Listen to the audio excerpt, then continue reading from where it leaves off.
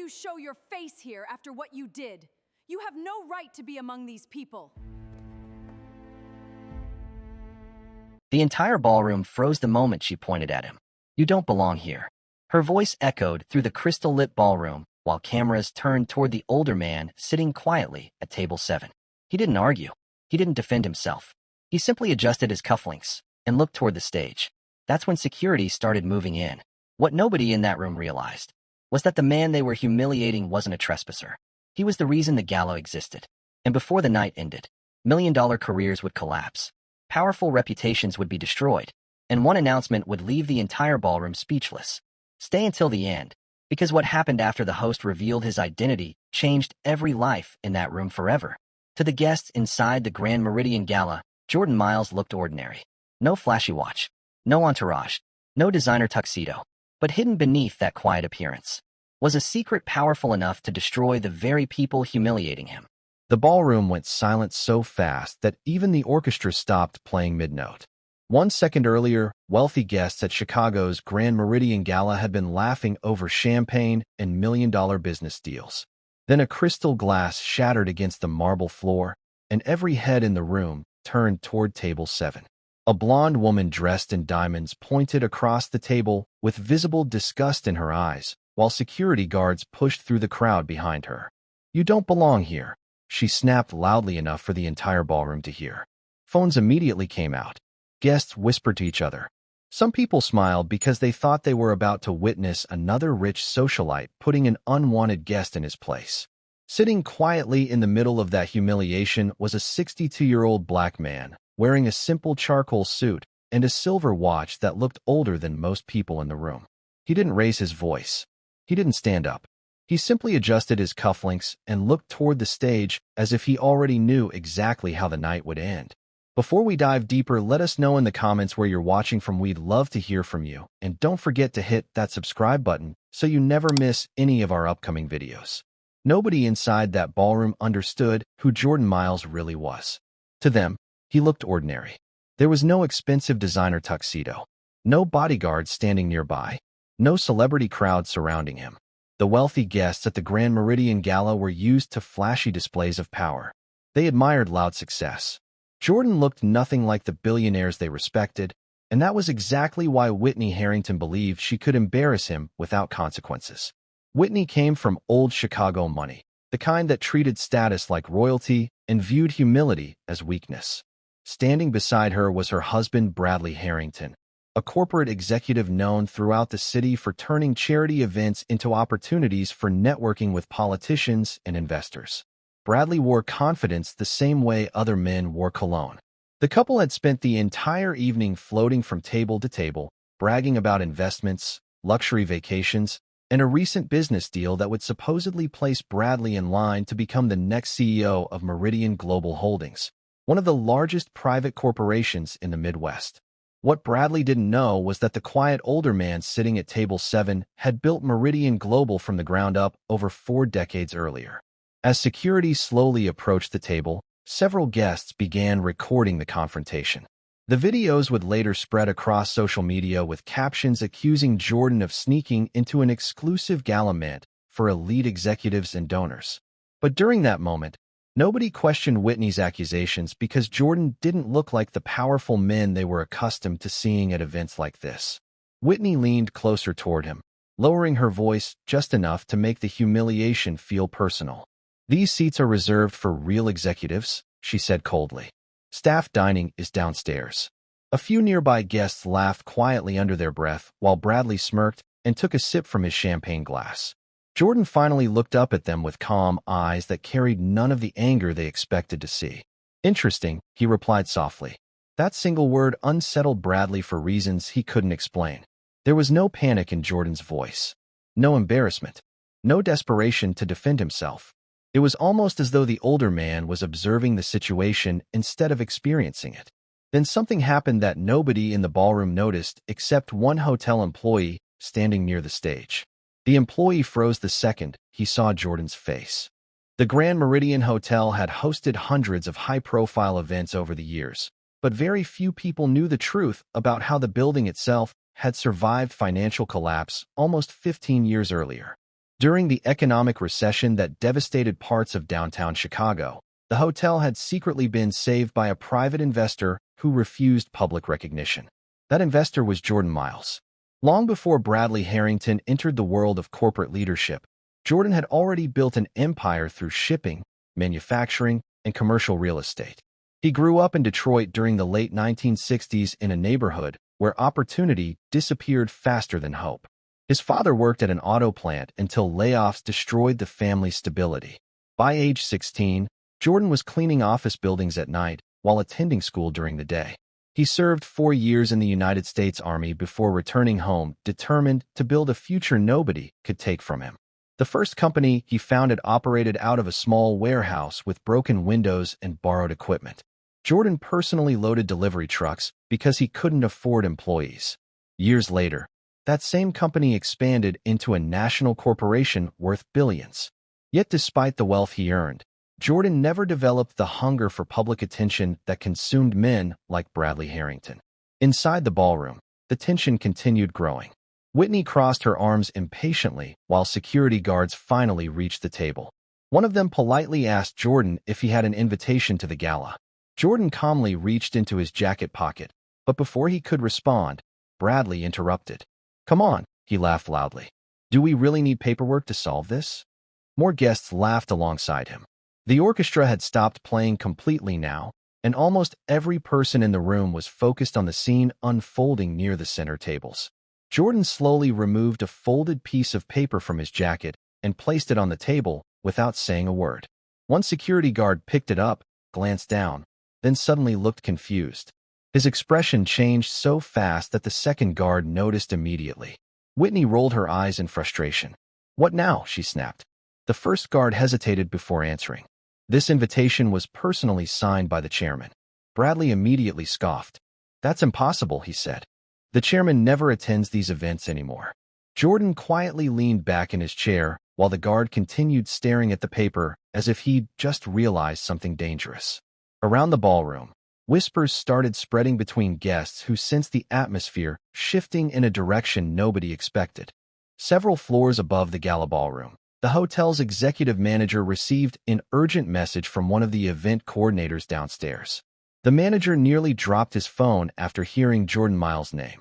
Within seconds, he rushed toward the elevators while repeatedly asking if anyone had informed Bradley Harrington about who was sitting at table 7.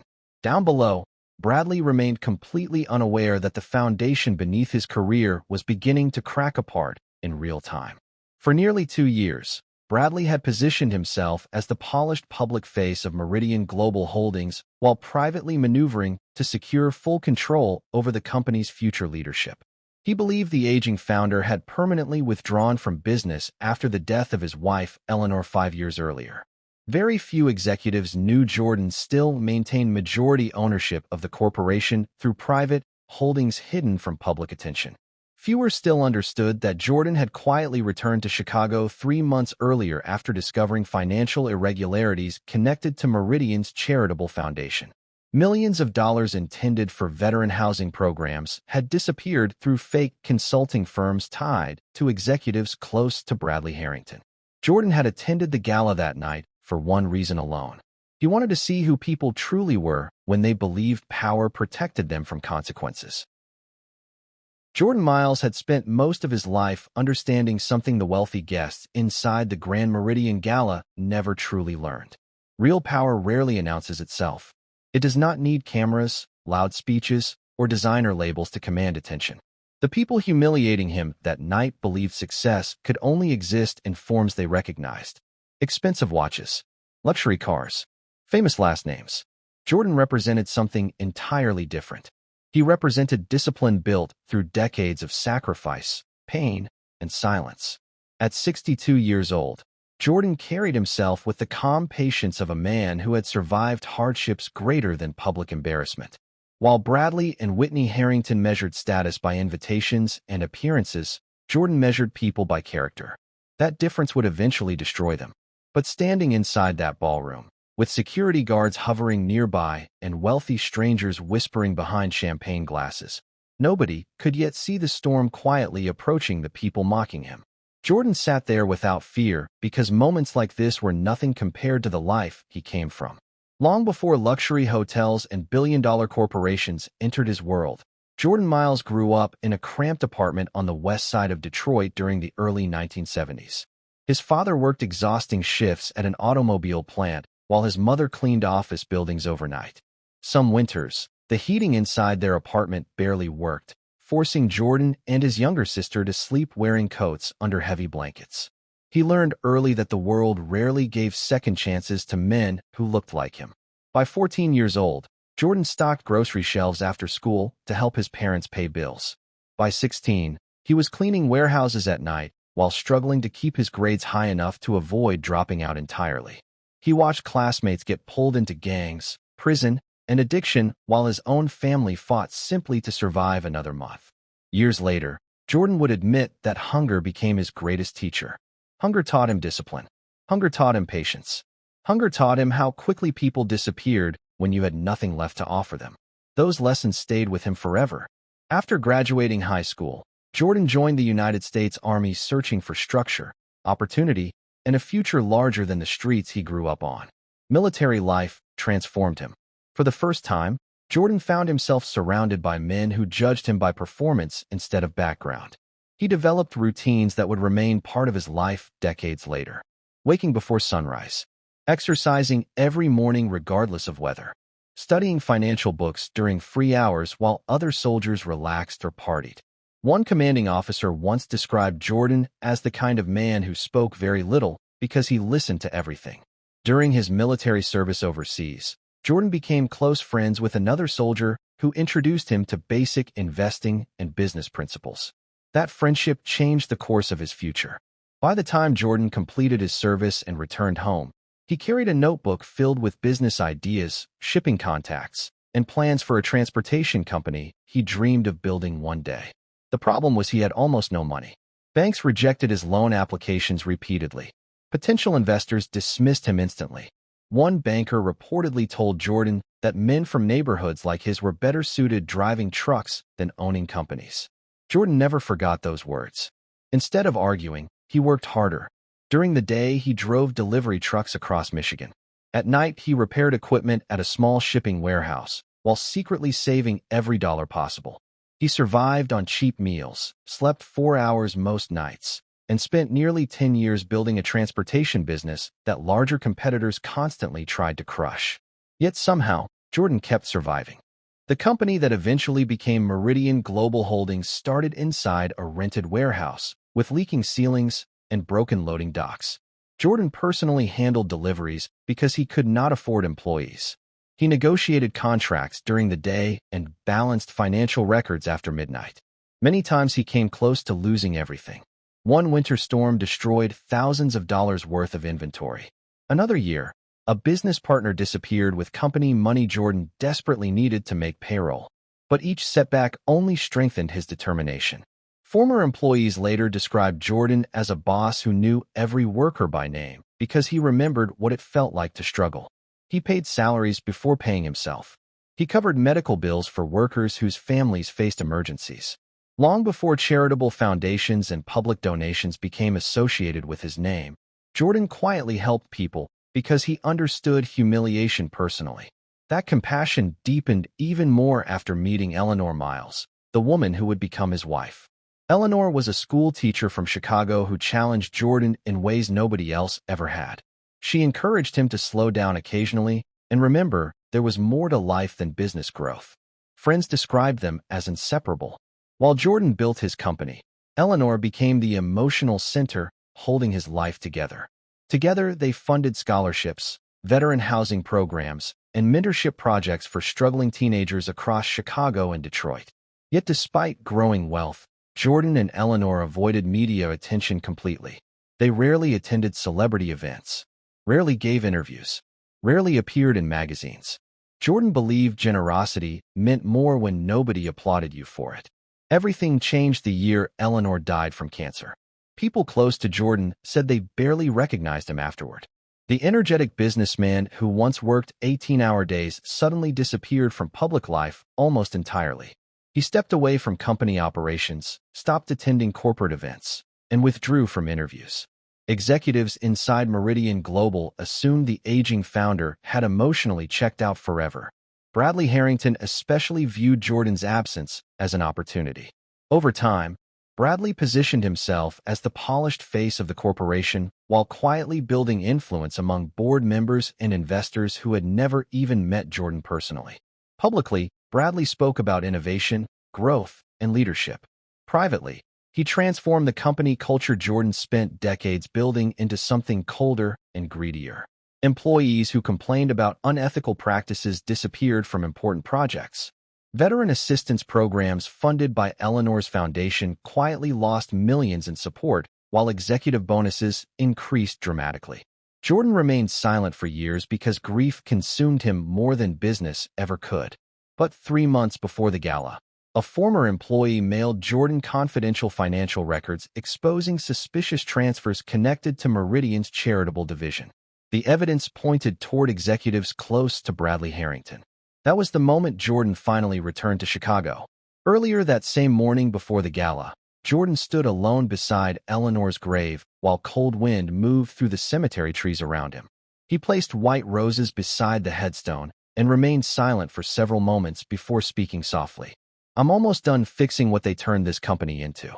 There was sadness in his voice, but also resolve. For the first time in years, Jordan Miles looked like a man preparing for war. And the terrifying part was this: Jordan wasn't attending the gala for celebration. He came for something far more dangerous. Bradley Harrington had spent most of his life believing wealth made him untouchable. Men like Bradley were raised inside private country clubs, expensive boarding schools, and family circles where power was inherited long before it was earned. By the time he entered the corporate world, Bradley already carried the confidence of someone who never expected consequences to apply to him. Employees inside Meridian Global often described him as charming in public and ruthless behind closed doors. He understood how to smile for cameras, shake hands with politicians, and speak about leadership in ways that impressed wealthy investors. But people who worked closely with Bradley saw another side entirely. They saw a man obsessed with appearances, status, and public recognition. Bradley measured human value by financial success and social connections. He rarely remembered the names of assistants, waiters, or janitors because he considered them invisible. During executive meetings, he interrupted employees constantly and dismissed anyone who challenged his opinions.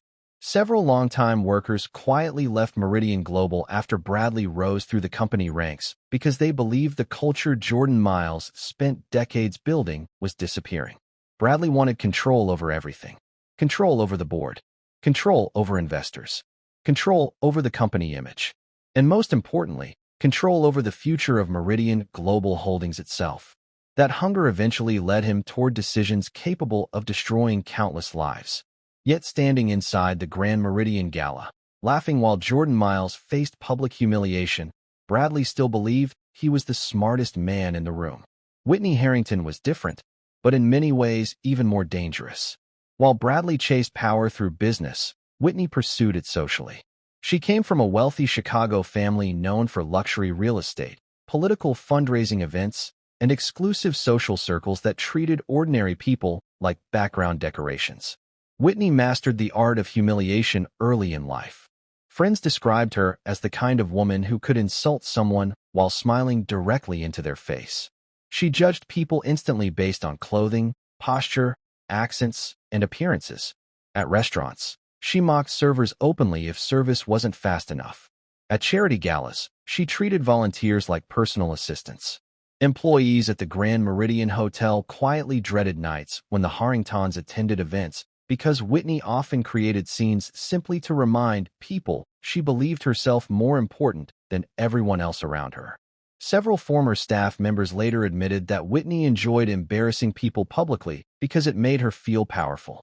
And that night, when she spotted Jordan Miles sitting calmly at table 7 without flashy jewelry or expensive designer labels, she immediately assumed he didn't belong among Chicago's elite. The possibility that he might actually outrank everyone in the room never crossed her mind. To Whitney Harrington, wealth had a specific appearance. Jordan Miles didn't match it. That miscalculation would become the greatest mistake of her life. As the gala continued, Whispers about Bradley Harrington becoming Meridian Global's next CEO spread across the ballroom. Investors congratulated him before any official announcement had even been made. Politicians approached his table offering handshakes and promises of future partnerships. Bradley smiled confidently through every conversation because he believed his promotion was already secured. The current board of directors appeared loyal to him, and Jordan Miles had remained absent from company affairs for years. To Bradley, the aging founder was little more than a distant figure buried beneath old corporate history. What Bradley failed to realize was that Jordan had spent the previous 3 months quietly investigating financial records connected to Meridian's charitable foundation. Hidden inside those records were millions of dollars transferred into fake consulting firms linked to executives personally connected to Bradley Harrington. Publicly, Bradley and Whitney promoted themselves as champions of philanthropy and community development. They hosted televised fundraising events, posed for magazine covers beside oversized donation checks, and gave emotional speeches about helping struggling veterans and low-income families. Wealthy donors admired them. Newspapers praised them. But much of the money raised through those charities never reached the people it was supposed to help. Jordan discovered invoices for programs that didn't exist, housing projects never completed, and relief funds redirected into luxury investments hidden behind shell companies. The deeper Jordan looked, the more disturbing the truth became. Yet he said nothing publicly because he wanted to witness exactly how far Bradley and Whitney would go when they believed nobody could stop them. Inside the ballroom, the Harringtons continued performing generosity for the crowd around them. Whitney laughed loudly while discussing charity work with wealthy guests who admired her elegance and confidence. Bradley moved from table to table shaking hands and speaking about leadership, integrity, and the company's bright future.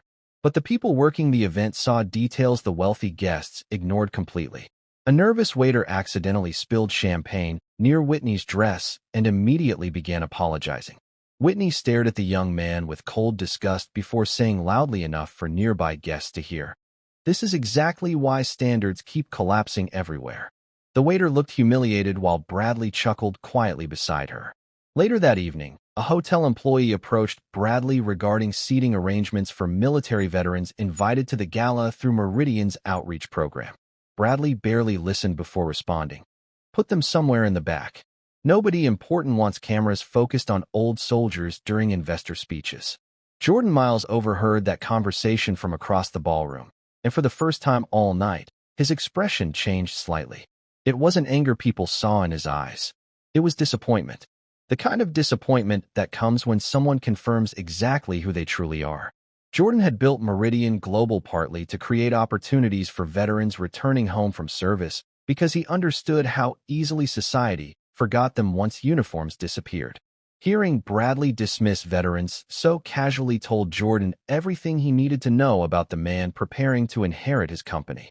If you haven't subscribed, please subscribe to our channel, like, comment, and share because stories like this reveal how quickly arrogance can destroy people who mistake kindness for weakness. What made the situation even more dangerous was the fact that Bradley and Whitney still had no idea Jordan Miles already possessed evidence capable of ending their careers permanently. Around the ballroom, executives continued whispering about Bradley's expected promotion while cameras flashed and orchestra music filled the air once again. But beneath the glamorous atmosphere, tension quietly tightened around the Harringtons without them noticing.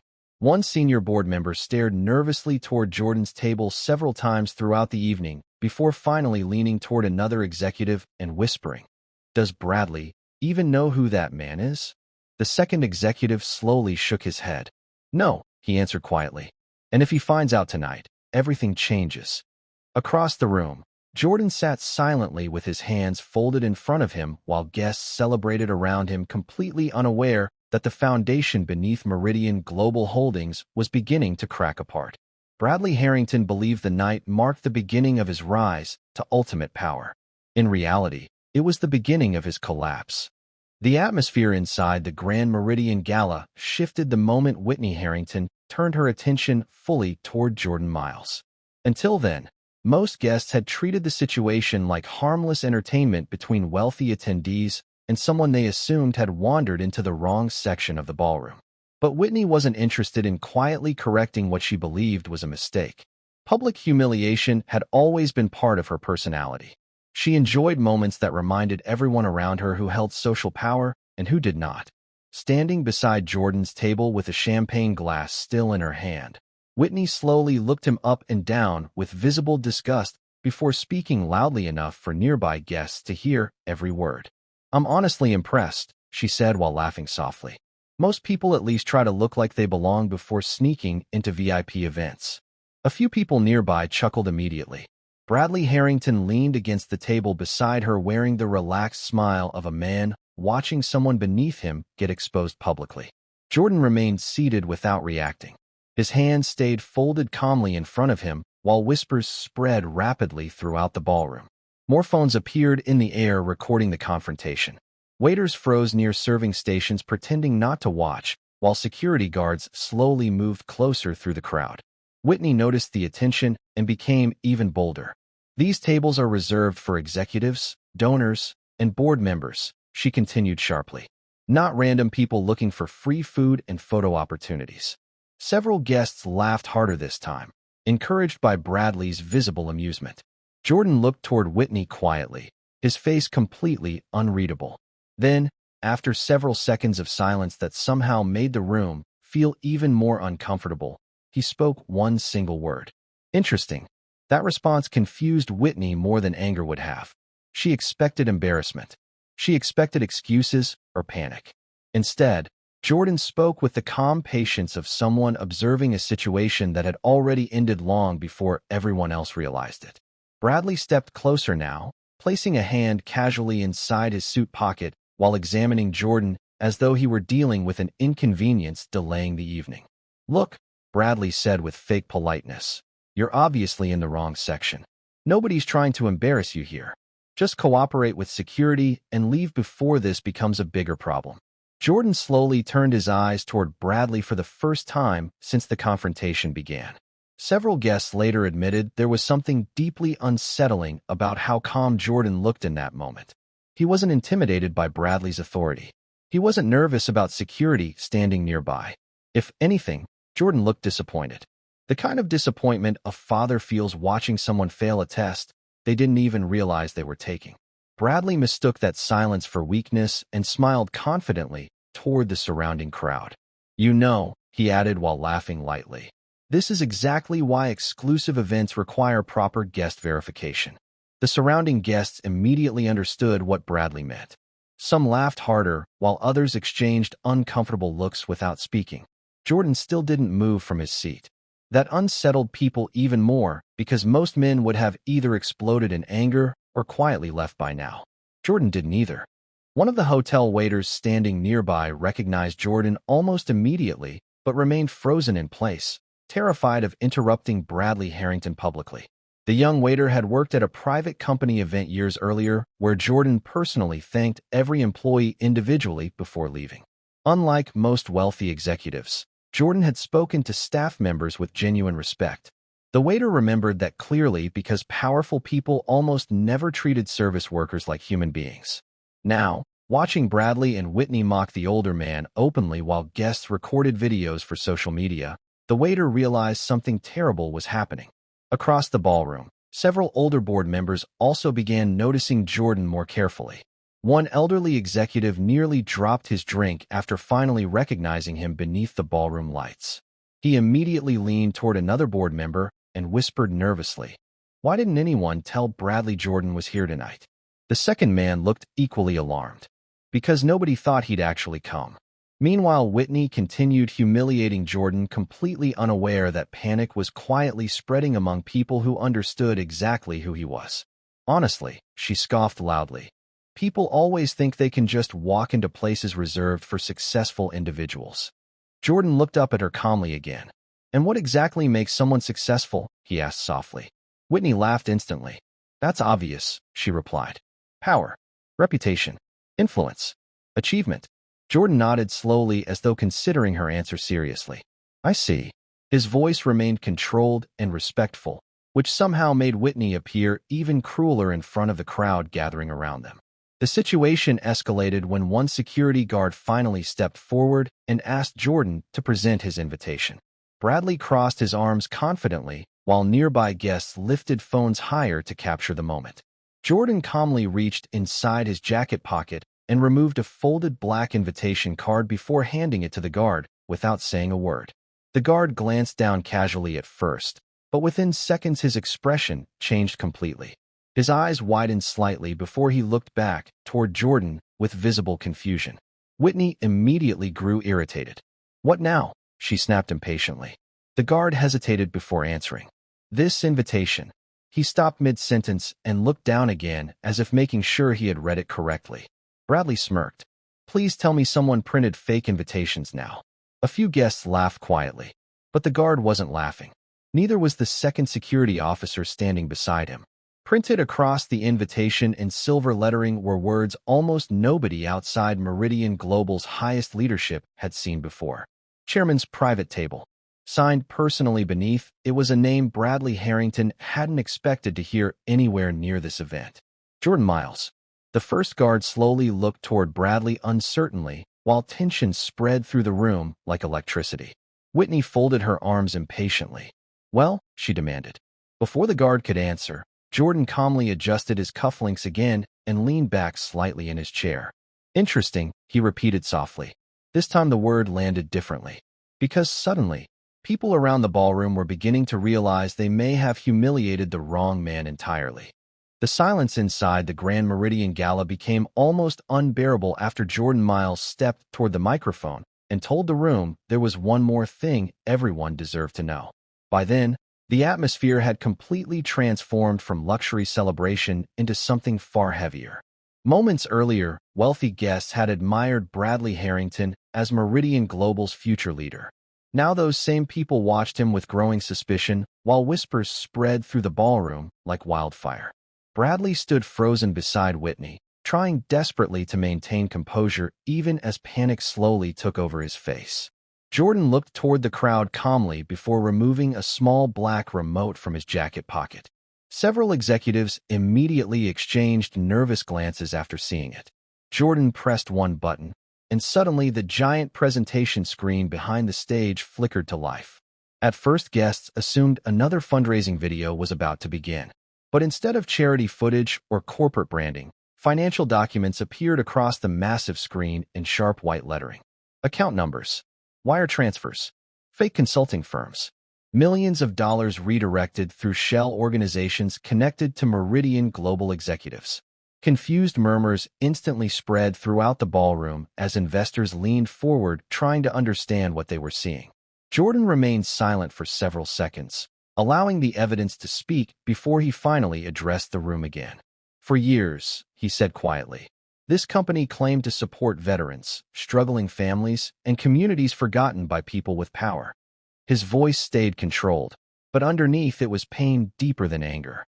"Tonight, everyone deserves to see what some executives did with that trust." The next set of documents appeared on the screen, and this time the reactions became impossible to contain. Several guests gasped openly after recognizing Bradley Harrington's digital approval signatures connected to multiple fraudulent financial transfers. One elderly investor stood up from his chair completely stunned while another executive whispered, "Oh my God," under his breath repeatedly. Jordan continued speaking without raising his voice. 3 years ago, Meridian's Veteran Housing Foundation received donations large enough to build over 200 homes for retired servicemen. More files appeared on the screen beside photographs of unfinished construction sites abandoned halfway through development. Only 23 homes were ever completed. The room erupted into chaotic whispers immediately. Bradley stepped forward suddenly, as if preparing to interrupt, but 2 senior board members blocked him before he could reach the stage. Sweat covered his forehead, now despite the cold ballroom air. Whitney looked completely shattered beside him as more financial records exposed luxury purchases tied to fake charity accounts. Expensive vacations, private real estate investments, offshore accounts. Guests who once admired the Harringtons now stared at them with disgust. Jordan slowly turned his eyes toward Bradley before continuing. The rest of the money disappeared through consulting firms owned by people connected directly to Meridian executives. Bradley shook his head frantically. "This is a misunderstanding," he shouted loudly. But nobody believed him anymore. The evidence covering the giant screen behind Jordan was too detailed, too organized, and too devastating to explain away with excuses. Jordan paused briefly before the next words left his mouth, because this part hurt him personally. When he finally spoke again, the emotion in his voice changed the atmosphere of the ballroom completely. "My wife built this foundation to help veterans." The room fell silent immediately. Eleanor believed that men who sacrificed for this country deserved dignity after coming home. Jordan looked toward the massive screen where photographs of veterans supported by the foundation years earlier now appeared beside the financial records exposing corruption. "You turned it into a machine for greed."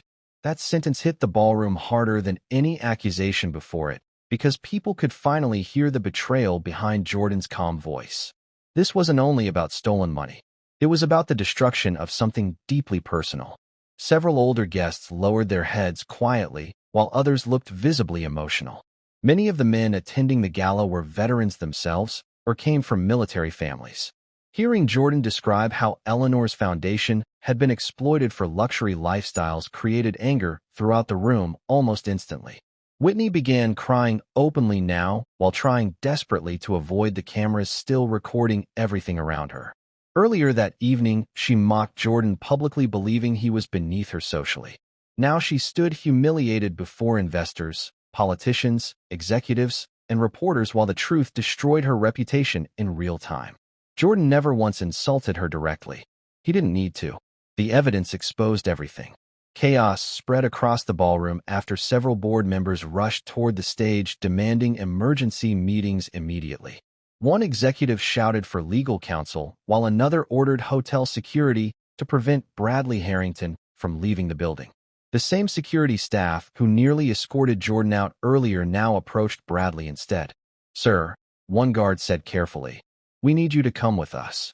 Bradley stared around the ballroom in disbelief as people avoided eye contact with him completely. Less than an hour earlier, guests celebrated him as Meridian Global's future CEO. Now nobody wanted to stand beside him publicly. Bradley attempted speaking again, but his voice sounded weak compared to the confidence he carried earlier that evening. "Jordan, listen to me," he said desperately. "We can fix this privately." Jordan looked at him quietly for several seconds before answering. "You already had years to fix it." Those words ended whatever power Bradley Harrington still believed he possessed. Security escorted him toward the ballroom exit while cameras followed every step. Whitney remained standing near table 7, crying uncontrollably as several wealthy socialites who once admired her slowly walked away without saying a single word. The humiliation she created for Jordan had returned to her publicly in front of the exact same crowd she once controlled so confidently. Around the ballroom, guests sat stunned, trying to process everything they had just witnessed. Because the real shock wasn't simply that corruption existed inside Meridian Global Holdings. The real shock was discovering the quiet older man they publicly humiliated had been watching silently the entire time, fully aware that the truth would eventually destroy every person responsible. The ballroom remained frozen long after Bradley Harrington disappeared through the hotel doors, surrounded by security. Nobody seemed to know what to say anymore. The same executives who spent the evening praising him now avoided cameras entirely, while reporters rushed through the crowd searching for statements. Whitney Harrington stood near the back of the ballroom with tears running down her face as guests whispered around her without sympathy. Earlier that night, she controlled the room with confidence and arrogance. Now people looked at her with the same cold judgment she once directed toward others. But even after exposing the corruption inside Meridian Global Holdings, Jordan Miles still didn't celebrate. He didn't smile while Bradley's career collapsed. He didn't insult Whitney publicly. And that silence affected the ballroom more deeply than anger ever could. Because people slowly began realizing Jordan never came to the gala for revenge alone. He came because something personal had been stolen from him. Not money, not status, trust. The foundation he and Eleanor spent years building to help struggling veterans had been transformed into a machine designed to enrich executives who already had more wealth than they could spend in a lifetime. And for Jordan, that betrayal hurt more than the humiliation itself. But the truth was even darker. Many people inside that ballroom suspected something was wrong at Meridian Global long before Jordan returned. They saw warning signs. They heard rumors. They noticed programs disappearing while executive lifestyles became more extravagant. Yet nobody spoke publicly because protecting their own status felt safer than protecting the truth. Jordan quietly stepped away from the stage while reporters shouted questions from every direction. Board members attempted stopping him for emergency discussions, but Jordan ignored them politely and continued walking toward the ballroom exit alone. Outside the Grand Meridian Hotel, snow had started falling softly across downtown Chicago, covering the sidewalks and black luxury vehicles waiting along the street. The cold night air felt strangely peaceful compared to the chaos left behind inside the ballroom. Jordan adjusted his coat slowly and looked up at the snow for several seconds before walking toward the hotel steps. Then a reporter finally caught up to him, holding a microphone carefully. "Mr. Miles," she asked breathlessly, "why didn't you stop them earlier?" Jordan paused. The city lights reflected across the snow while distant sirens echoed somewhere through downtown traffic. For a few moments he said nothing at all. Then he looked back toward the glowing hotel windows behind him where wealthy guests still scrambled in panic trying to protect careers, reputations, and investments. "Because respect reveals character," Jordan answered quietly.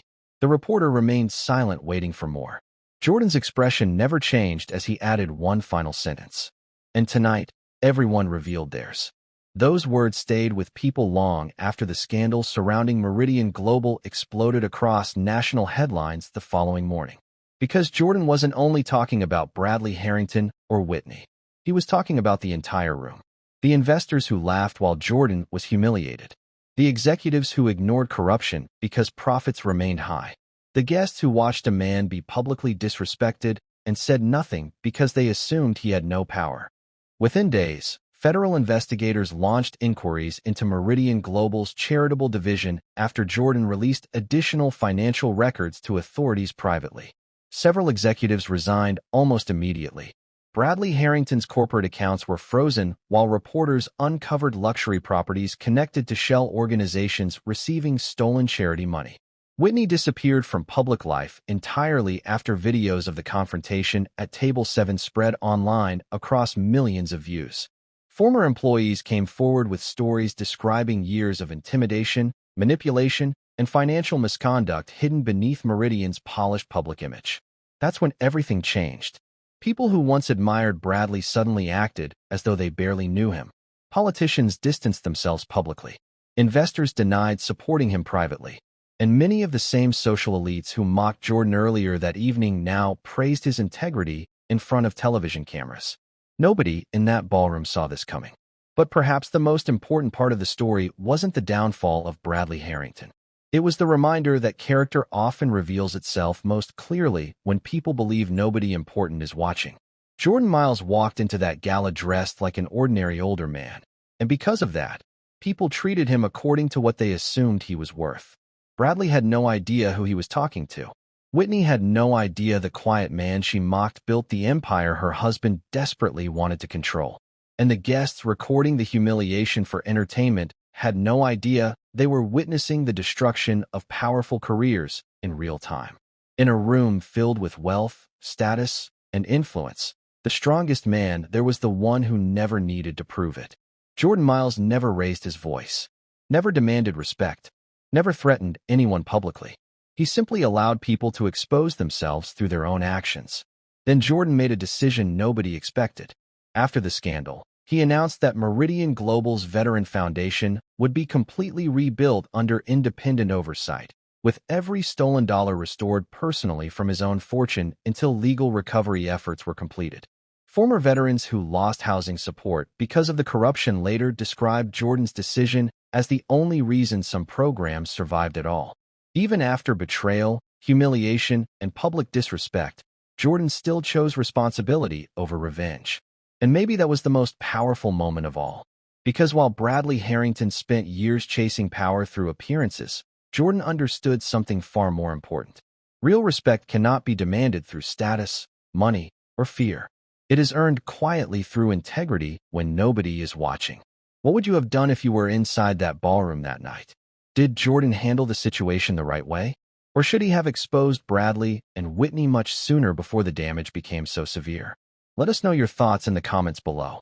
And if you thought this story was unbelievable, wait until you hear what happened when a homeless veteran was denied service at a luxury hotel, only for the manager to discover who he really was.